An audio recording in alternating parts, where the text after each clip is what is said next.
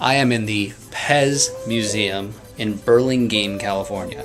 We were driving down the road trying to sell, and I saw the Pez Museum in a little tiny shop outlet, and I thought I have to stop there and find out. And I've learned a lot about Pez today. A lot about Pez. Leave you all alone. Just know I'll come back to you. For now I am.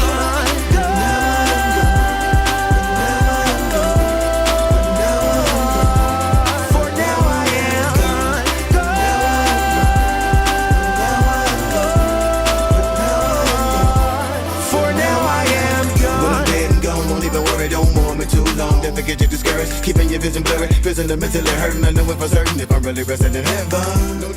Chinatown. So this is the convenience stores in San Francisco. They pre-package mixed drinks with the juices. I'm pretty excited about that. How long have they been doing this? As long as I've been working in this area. Yeah, that's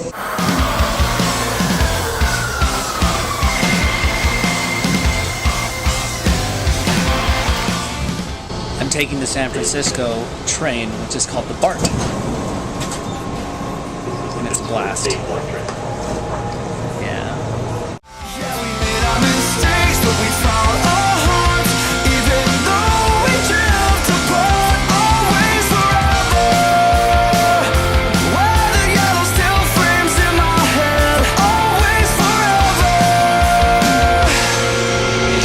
The sunrise will beat us.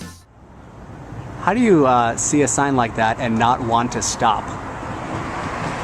I'm Alex, and on my second crew drive with Jason, he decided he needed to stop and have me take him to the Pez Museum. The Museum of Pez Memorabilia. Had you heard of it before? No. Probably drove by that place like, I don't know how many times. I've never seen it. 100 times. 200 times. It's open.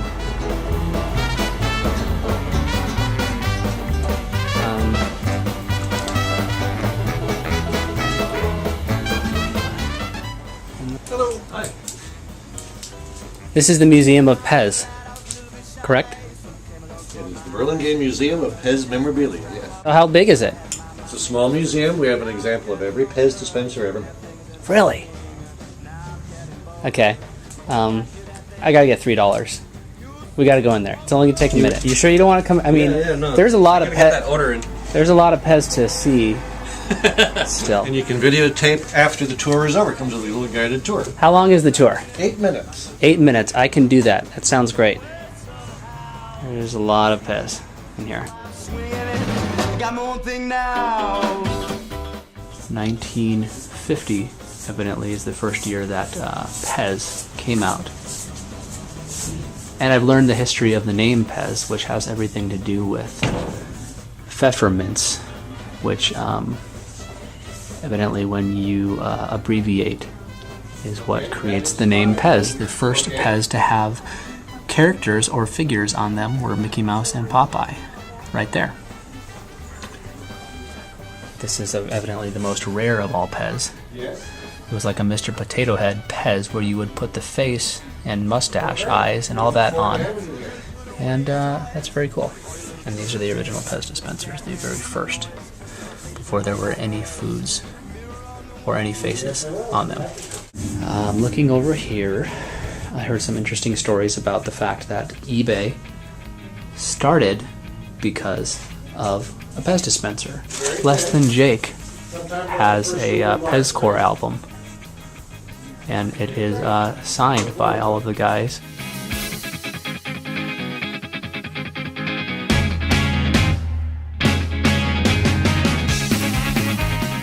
Oh, my favorite part was this is the original Mr. and Mrs. Potato Head, which you used to just buy the sets that featured things like mustaches, eyes, hats, and put real potatoes on them so that they would end up looking something like that. Another carbon copy was called the Tutti Frutti Friends. Tutti Frutti Friends. Dick Tracy's The Tramp. evidently was recalled because it was insensitive toward the homeless. This radioactive atomic energy lab set evidently was pulled. It had a Geiger counter and all sorts of fun trinkets and trash. It went for $51 back in the 50s. But the most interesting part was that it actually contained radioactive vials for kids to play with and actually check and see if they were radioactive or not. Lawn darts, of course.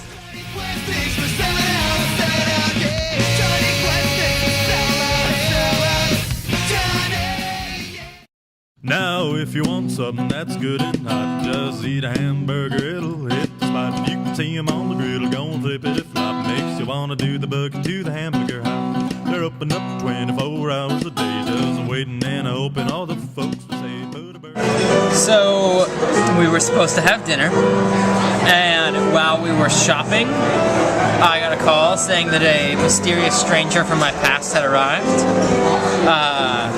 And that he was going to be joining us. I was slightly scared, slightly exhilarated. And then we saw Chris Bros. I talked about aged meats. Then we were on the top of a tall building on top of a mountain. We're 20 stories high at the top of Nob Hill. You know, if we were 6 blocks south, we would just see a hill. And here we are.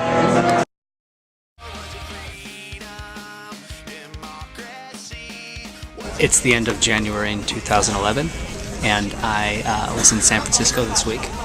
I listened to Craig's brother's new album, The Insidious Lie, all week. It was amazing. I rode along with some people in Daly City and South San Francisco, and I also got to see the Pez Dispenser Museum. So, quite an interesting week, a diverse week. I also randomly spotted an old friend, Chris Bros, who I haven't seen in at least 10 years, and flagged him down from a taxi cab and spent the night with him and a good friend of mine, Zach Clark. So it's a very, very interesting week here in San Francisco.